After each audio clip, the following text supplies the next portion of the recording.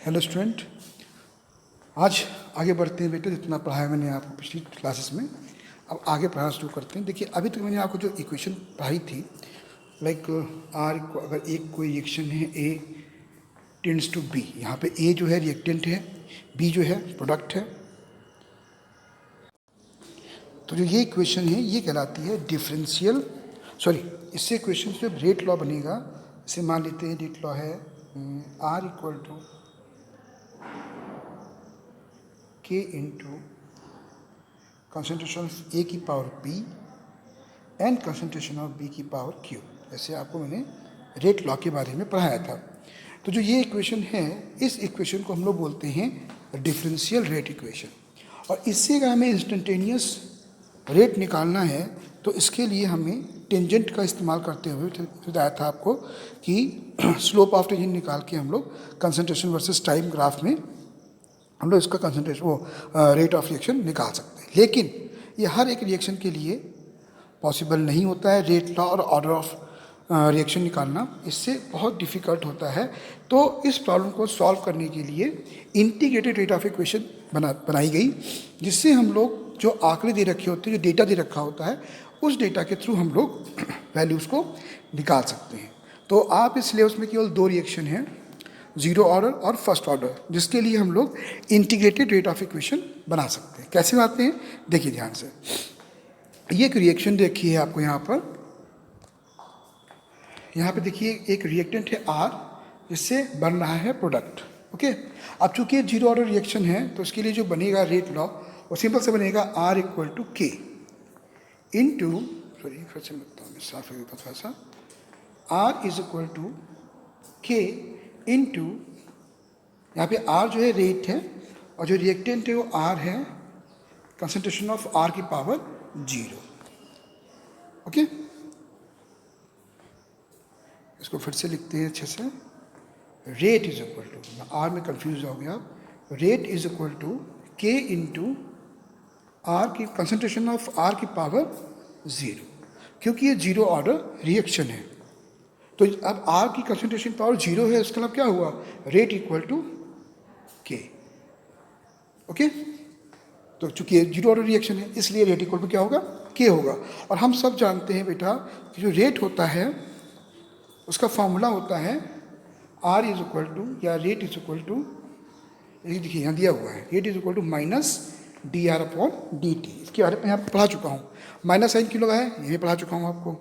अब यहाँ पर ये किसके इक्वल होगा, के इंटू आर की पावर 0, जो बताया मैंने आपको। तो रेट इक्वल टू किसके हो जाएगा, के इक्वल हो जाएगा। ओके, तो आगे देखते हैं।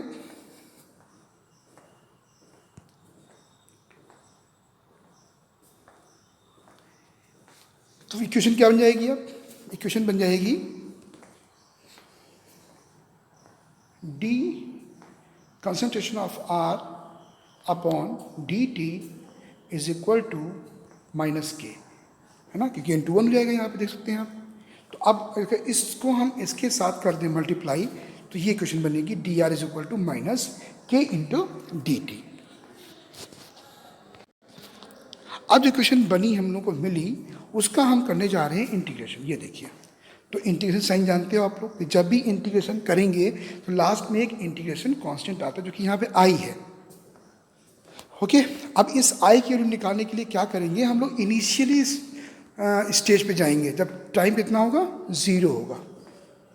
ओके, जब टाइम 0 होगा तो उस टाइम पर इस इक्वेशन में हम t कितना रख देंगे, 0 रख देंगे। देखिए ध्यान से, I is the constant of integration, the value of k I can be calculated from the initial concentration। तो t कितना है बेटा, इनिशियल कंसंट्रेशन पे हमेशा 0 होता है, तो हमने क्या किया, यहाँ पे रख दिया 0। तो I किसके इक्वल हो गया बेटा, कंसंट्रेशन ऑफ आर नॉट। अच्छा, आर क्या है, ये रिएक्टेंट है, और मैंने आपको बताया था नॉट तब लगाते हैं जब इनिशियली हम लोग बात करते हैं किसी चीज़ की, कंसंट्रेशन की, सॉरी चीज़ की नहीं, कंसंट्रेशन की। तो इनिशियल जो कंसंट्रेशन होगा वो आर नहीं होगा, कंसंट्रेशन ऑफ आर लिख रहे हैं, इसका मतलब ही किसी पर्टिकुलर टाइम की बात आती है। आर नॉट कर देंगे तो क्या हो जाएगा, यह इनिशियल कंसंट्रेशन। अब चूंकि हम लोग आई की वैल्यू निकालने के लिए टाइम कितना ले रहे हैं, 0 ले रहे हैं, तो जब टाइम 0 ले रहे हैं बेटा, तो आर की वैल्यू क्या हो जाएगी यहाँ पे, देखिए आर नॉट, क्योंकि ये इनिशियल कंसंट्रेशन है। तो अब ये पॉइंट तो जीरो हो गया, तो आई किसके इक्वल हो जाएगा, आई इक्वल टू हो जाएगा concentration of R naught. Okay, चलिए अब जो वैल्यू आई है यहाँ पर, आई की वैल्यू ये हम यहाँ पुट कर देते हैं।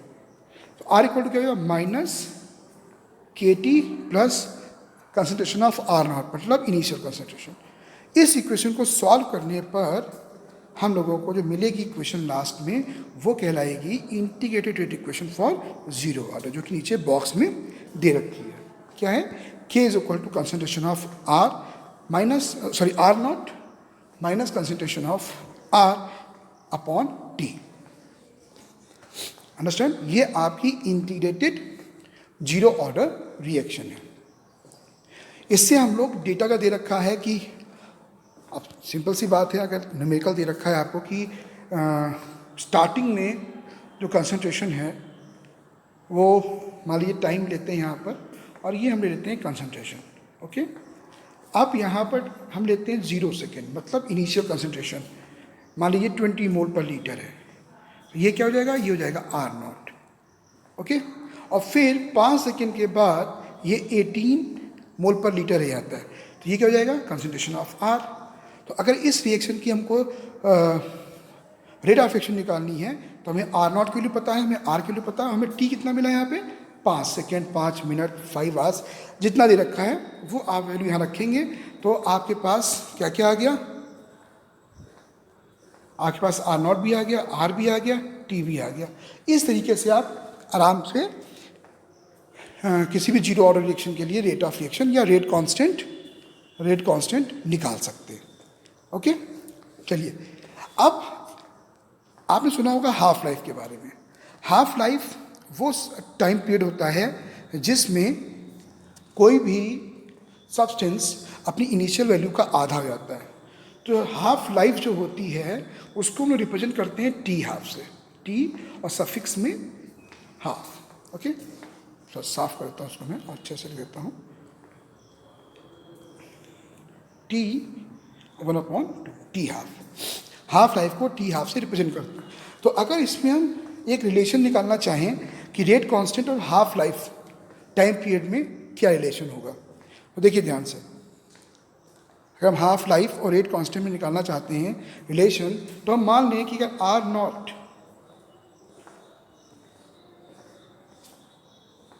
तो अच्छा मैं बाद में पढ़ाऊंगा इसको, चलिए मान लेते, चलिए समझा देता हूँ मैं। एक्स है और आर हाफ लाइफ के बाद ऑब्वियस सी बात है इसकी वैल्यू कितनी हो जाएगी, x/2।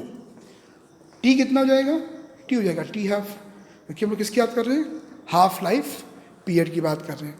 अब ये वैल्यू आप यहाँ पर इस इक्वेशन में वैल्यू रखकर यहाँ पर आप के और टी में रिलेशन निकाल सकते हैं, अगर आपको इनिशियल कंसंट्रेशन पता है। मान लीजिए 100 है, तो यहाँ पे कितना हो जाएगा 50, आगे कितना हो जाएगा 50 हो जाएगा। तो ये आप वो वैल्यू यहाँ पुट करके, मैंने एग्जांपल दिया है, अभी न्यूमेरिकल में आपको ये सॉल्व करना पड़ेगा। ओके, चलिए आगे बढ़ते हैं। अब बात करते हैं हम लोग फर्स्ट ऑर्डर रिएक्शन के लिए कैसे रेट ऑफ रिएक्शन निकालेंगे, कैसे इंटीग्रेटेड रेट इक्वेशन निकालेंगे। ओके, देखिए ये एक रिएक्शन है जिसमें जो आर है वो प्रोडक्ट में कन्वर्ट हो रहा है यहाँ पर। ओके, फिर आते हैं हम लोग, चूँकि ये फर्स्ट ऑर्डर रिएक्शन है तो हम लोग जानते हैं कि हम जो ऑर्डर निकालते हैं वो रेट लॉ में जो पावर दे रखी होती हैं उनका सम निकालते हैं। चूँकि एक ही प्रोडक्ट है यहाँ पे हम लोगों ने कंसिडर किया है आर, तो यहाँ पे रेट जो होगा वो होगा -dr/dt। याद है जीरो ऑर्डर में भी उन्होंने लिखा था, बट वहाँ पर कंसंट्रेशन ऑफ आर जो था वो 0 था, बट यहाँ पे 1 है, तो क्या हो जाएगा minus concentration of D, concentration of, साफ करता हूँ अच्छे से। अगर फर्स्ट ऑर्डर रिएक्शन है तो क्या होगा, रेट इज इक्वल टू हो जाएगा के इंटू कंसंट्रेशन ऑफ आर की पावर 1, क्योंकि ये फर्स्ट ऑर्डर रिएक्शन है, और रेट क्या हो जाएगा -dr/dt इज इक्वल टू किसके इक्वल होगा, K into R, concentration of R, जो कि यहाँ पर आपको दिखाई पड़ेगा, ये देखिए, ठीक है, ये सॉरी ये है, हमने क्या किया, dt की मल्टीप्लाई यहाँ कर दी और r को हमने यहाँ भेज दिया। ओके, तो क्या हो जाएगा, ये हो जाएगा बेटा आपका, बड़ी बेटा दिक्कत होती है इसमें पढ़ाने में, ये जाएगा dr/r equal to minus K into D T. Okay, अब इसका हम लोग करते हैं इंटीग्रेशन, देखिए ध्यान से। ओके, तो इंटीग्रेशन में आप पढ़ चुके होंगे कि 1/x dx, 1/x dx का अगर हम लोग इंटीग्रेशन करते हैं तो ये हो जाएगा ln ऑफ x। तो उस हिसाब से यहाँ पर देखिए ध्यान से, अगर इसका इंटीग्रेशन करेंगे तो क्या हो जाएगा, ln ऑफ कंसंट्रेशन r, और dt का क्या बन जाएगा, t बन जाएगा बेटा, तो minus K into T plus आई।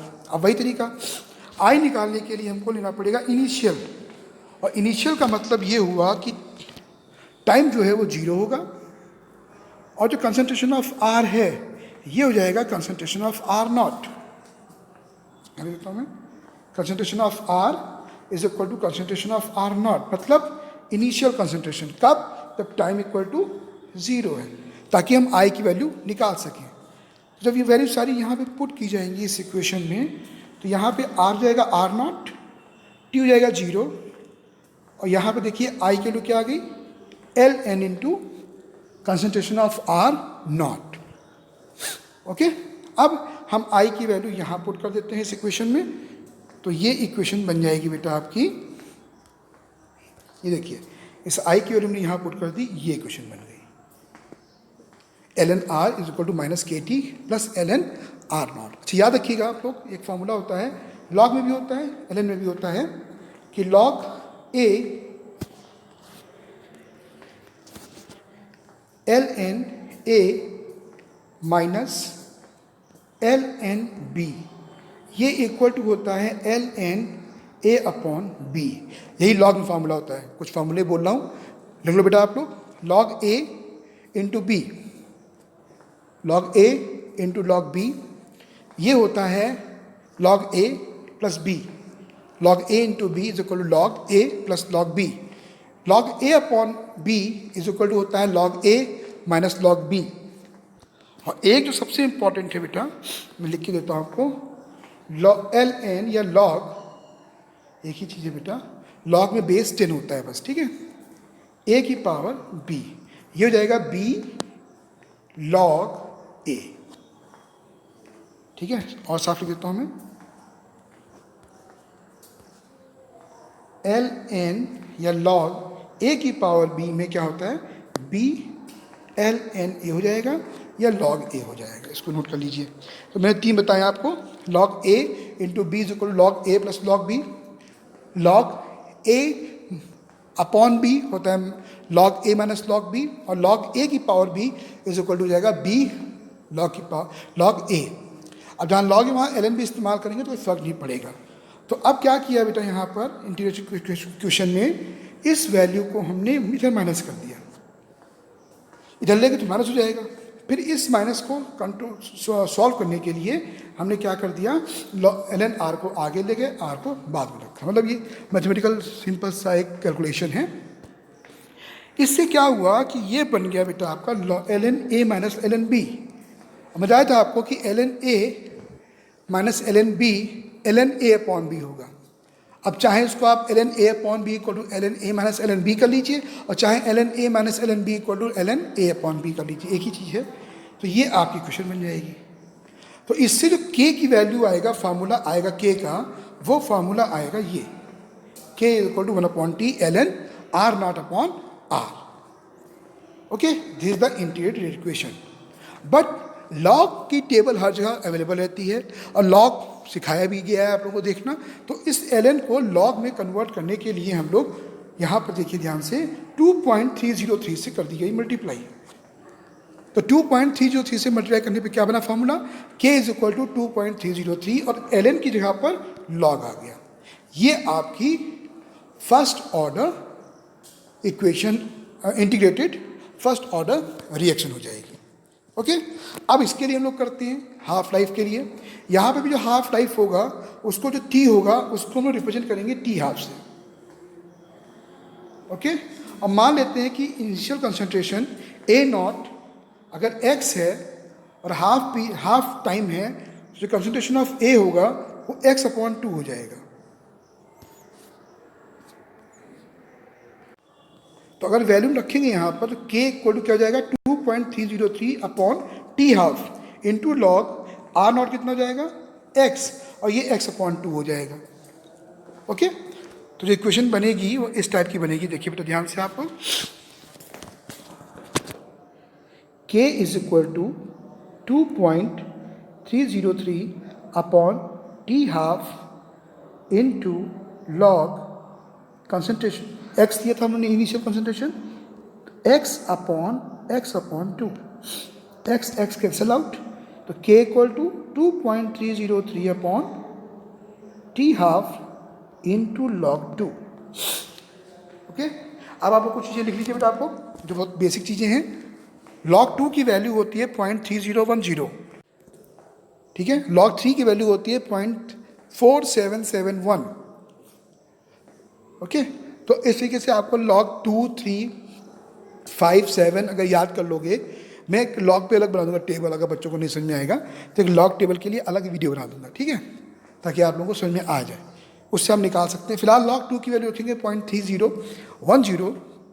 तो जो बनेगी इक्वेशन, अब यहाँ पे log 2 की वैल्यू जो रखेंगे 0.3010, तो इंक्रीज करेंगे मल्टीप्लाई, तो जो इक्वेशन बनेगी वो बनेगी बेटा k is equal to 0.6932 upon T half, और ये बेटा आपकी रिलेशन है between rate constant and the half life. अच्छा, जीरो ऑर्डर के लिए इतना नहीं आता है, इंपॉर्टेंट है, बट हाँ फर्स्ट ऑर्डर के लिए ये बहुत ही ज़्यादा इम्पॉर्टेंट है। फर्स्ट ऑर्डर के लिए इसको बेटा आपको अच्छे से तैयार करिएगा। दोनों integrated rate equation zero order के लिए और फर्स्ट ऑर्डर के लिए, और फर्स्ट ऑर्डर के लिए हाफ लाइफ और के में क्या रिलेशन होता है, इस रिलेशन को भी आप अच्छे से तैयार कर लीजिएगा। ओके। अब देखिए न्यूमेरिकल, ये न्यूमेरिकल फर्स्ट ऑर्डर रिएक्शन पे बेस्ड है, इंटीग्रेटेड रेट इक्वेशन है। यहाँ पे देखिए N2O5 जो है ये डिकम्पोज हो रहा है NO2 और O2 में, और कह रहे हैं इनिशियल कंसंट्रेशन है N2O5 का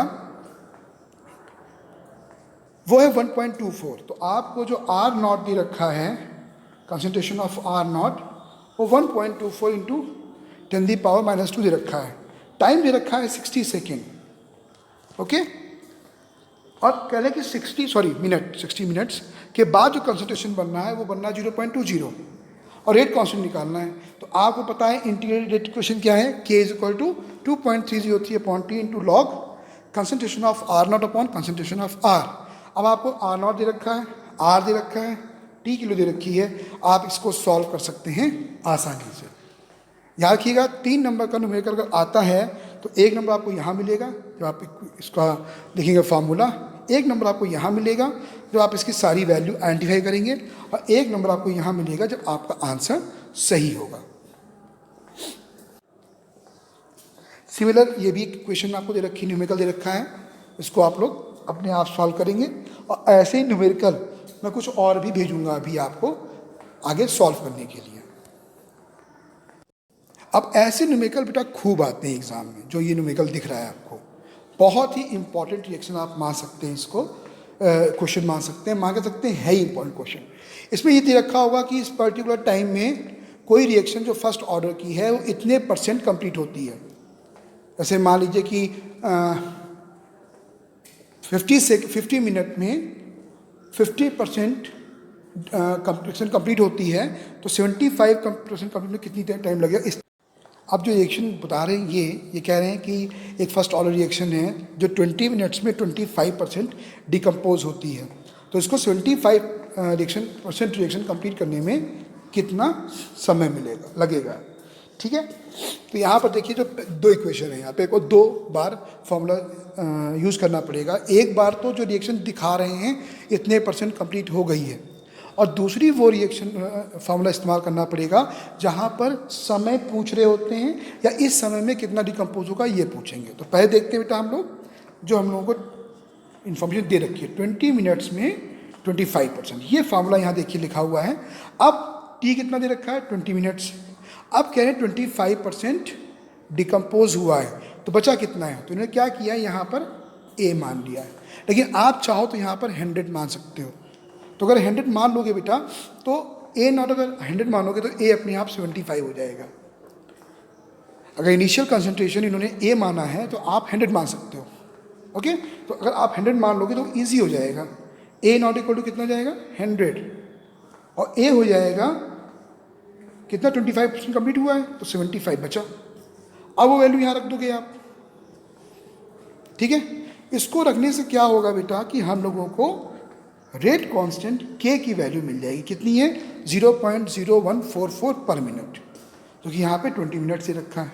सेकेंड होता क्योंकि फर्स्ट ऑर्डर है, हमें बताया था कि फर्स्ट ऑर्डर के लिए जो यूनिट निकालने का तरीका होता है, मतलब बताया था कि आप हर एक ऑर्डर के लिए यूनिट निकाल सकते हो रेट कांस्टेंट की। तो यहाँ पे पर मिनट दे रखी है क्योंकि यहाँ पर मिनट की बात हो रही है। फिर हमें के मिल गया, अब कह रहे हैं कि 75% रिएक्शन कंप्लीट होने में कितना समय लगेगा, तो ए नॉट हम फिर मानते हैं यहाँ पे 100, ठीक। ए कितना हो जाएगा 25, देखिए 75% कंप्लीट होना है, या फिर आप इनका मेथड इस्तेमाल कर लीजिए। ए नॉट ए है, ए कितना हो जाएगा 0.25। ओके, अब